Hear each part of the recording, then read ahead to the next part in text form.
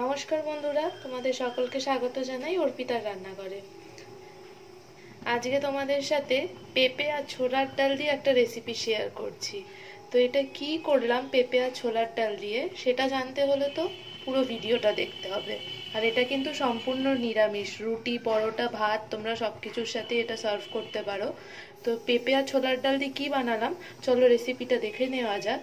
আর ভিডিওটা ভালো লাগলে ভিডিওটাকে অবশ্যই লাইক করো, শেয়ার করো, আর অবশ্যই কিন্তু আমার চ্যানেলটাকে সাবস্ক্রাইব করে দিও, আর পাশে থাকা বেল আইকনটা অন করে দিও যাতে তোমরা আমার সব ভিডিও নোটিফিকেশন পেয়ে যাও। তাহলে চলো দেখে নেওয়া যাক রেসিপিটা। দেখো, প্রথমে কড়াই বসিয়ে নিয়েছি। কড়াইতে প্রথমেই দিয়ে দিলাম সর্ষের তেল। এবার আলুগুলো ভেজে নেব।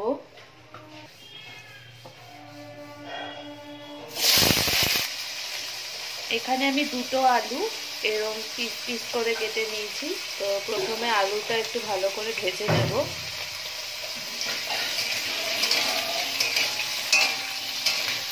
দেখো, আলুটা লাল লাল করে ভেজে নিয়েছি।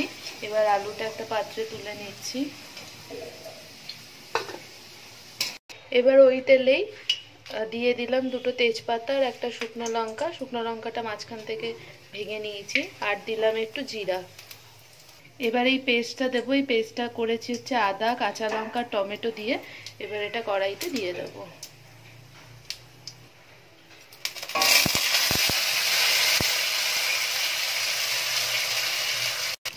এবার এই মশলাটার মধ্যে দিয়ে দিলাম প্রথমে একটু হলুদ গুঁড়ো।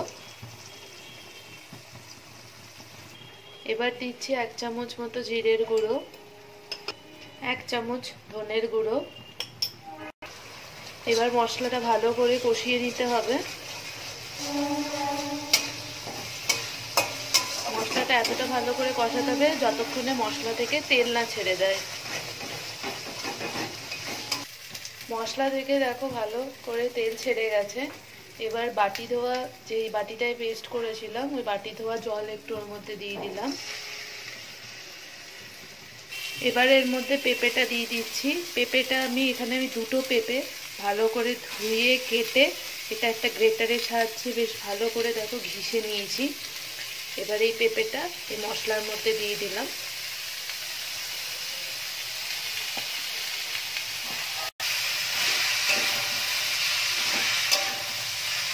তো মশলাটার সাথে পেঁপেটা ভালো করে একটু মিশিয়ে একটু নাড়াচাড়া করে নিচ্ছি। মশলার সাথে পেঁপেটা দেখো বেশ ভালো করে মিশিয়ে নিয়েছি। এবার যে ভেজে রাখা আলুটা ছিল সেটাও এর মধ্যে দিয়ে দিলাম। এবার এর মধ্যে পরিমাণ মতো নুন দিলাম, আর দিলাম এর মধ্যে অল্প একটু চিনি।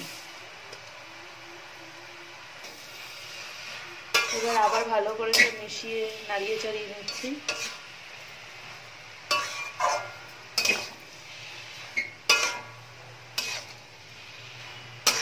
এবার এই ছোলার ডালটা দিচ্ছি। এখানে দেখো এতটা ছোলার ডাল নিয়েছি। এটা ভালো করে সবার প্রথমে একটু সেদ্ধ করে নিয়েছি। তো এই ছোলার ডালটা দিলাম এর মধ্যে।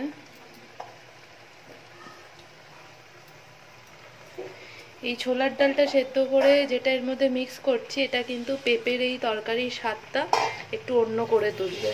অনেক সময় আমরা ছোলার ডাল বেটে বড়া বানিয়েও দিই, তবে এরমভাবে ছোলার ডাল সেদ্ধ করে কখনো দিয়ে দেখবে, এতে কিন্তু স্বাদটা বেশ ভালো আসে। একবার তোমরা এইভাবে ট্রাই করে দেখো।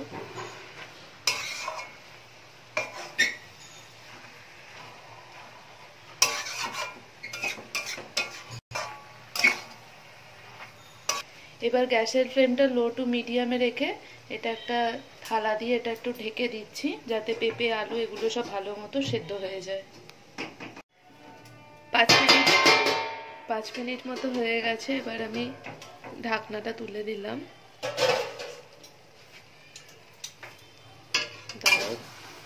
এদিকে দেখো, এটা দেখো প্রায় হয়ে এসছে। এটা আর একটু টেনে টেনে গেলে এটা নামাবো। আর একটু মজে আসলে আর প্রায় ধরো 2-3 মিনিট লাগবে।